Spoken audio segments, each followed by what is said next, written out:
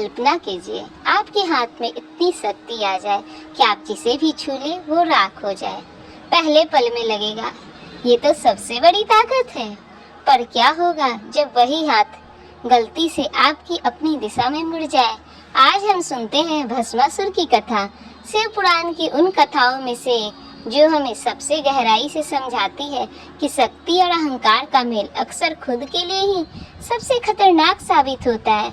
हर हर महादेव। सोल वेद की 30 days of Sawan stories के डे 16 में आपका स्वागत है। भस्मासुर की कथा शिव पुराण की परंपरा में मिलती है और इसी कथा से भगवान विष्णु के मोहिनी अवतार का प्रसंग भी जुड़ा है। वो अवतार जिसका उल्लेख समुद्र मंथन की कथा में भी होता है।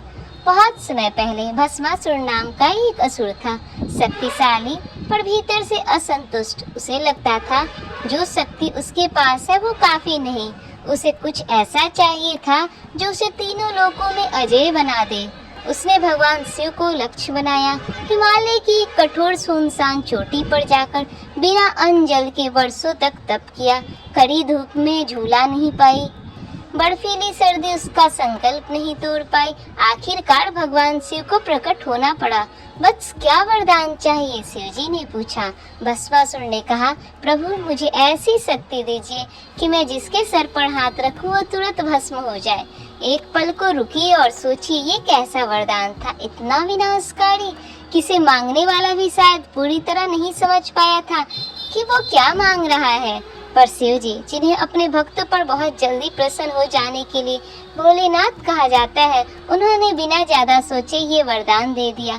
वरदान मिलते ही भस्मासुर के भीतर कुछ बदल गया। जो कुछ पहले सिर्फ शक्ति की चाहत थी अब अहंकार में बदल चुकी थी। उसने सोचा मेरे पास इतनी बड़ी शक्ति है तो मैं इसे किसी साधारण प्राणी पर क्यों आजमाऊं?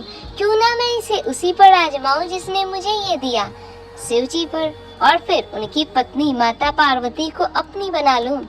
ये सोचते ही वो शिव जी की ओर दौड़ पड़ा, अपना हाथ उनके सर पर रखने के लिए। भगवान शिव जिन्हें सृष्टि का संहारक कहा जाता है, वही शिव जी उस पल भागने लगे। सोचिए कितना विडम्बनापूर्ण दृश्य होगा। वो जिसने वरदान दिया अब उसी वरदान से भाग रहा था।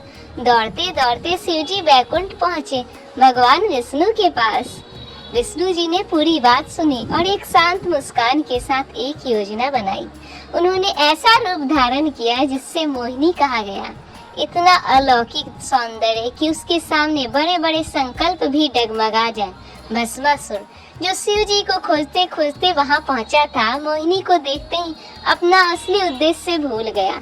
मोहिनी ने कहा, अगर तुम मुझसे विवाह करना चाहते हो तो पहले मेरे साथ नृत्य करो, पर एक शर्त, जो मुद्रा मैं बनाऊं वही तुम्हें बनानी होगी, बिल्कुल वैसे ही। भस्मासुर जिसकी बुद्धि उस सौंदर्य में कहीं खो चुकी थी तुरंत मान गया। नृत्य शुरू हुआ। धीरे धीरे मोहिनी अलग अलग भाव भंगिमाएं बनाती गई और भस्मासुर बिना एक पल सोचे उनकी नकल करता गया। और फिर एक क्षण आया, मोहिनी ने बड़ी सहजता से अपना हाथ अपने ही सर पर रख दिया। भस्मासुर जो नृत्य की लय और मोहिनी के सौंदर्य में इतना डूब चुका था कि सोचने की क्षमता ही खो बैठा था, उसने भी वैसा ही किया। अगले ही पल वो खुद भस्म होकर राख के ढेर में बदल गया, उसी शक्ति से जो उसने खुद मांगी थी।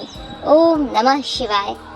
शिव को नमस्कार, ये सबसे छोटा पर सबसे गहरा मंत्र है, विनम्रता और शरणागति का प्रतीक। ठीक उसके विपरीत जो भस्मासुर के अहंकार में था। इस कथा में 3 परतें और हर एक परत एक अलग सीख देती है। पहली, शक्ति स्वयं में ना अच्छी है ना बुरी, उसका असर इस बात पर निर्भर करता है कि वो किसके हाथ में है और किस भाव से उपयोग की जाती है।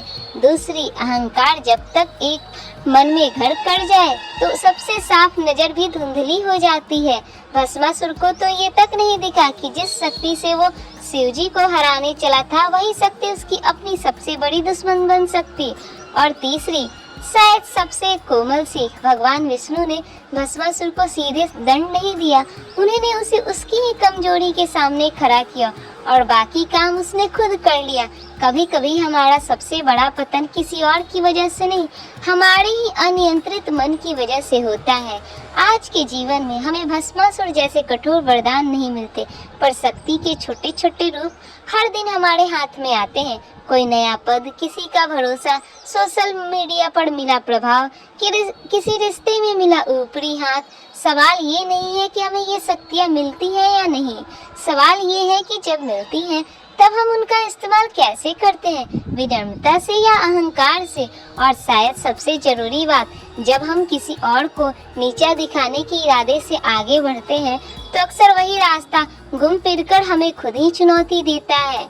आज खुद से ईमानदारी से पूछिए, क्या कोई ऐसी पद, शक्ति या भरोसा जो आपको मिला है, क्या आप उसे विनम्रता से संभाल रहे हैं?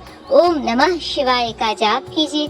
हर बार जब जपे विनम्रता के भाव को याद रखिए। आज किसी एक निर्णय में अहंकार की जगह विनम्रता चुनिए, भले ही वो छोटा सा फैसला हो।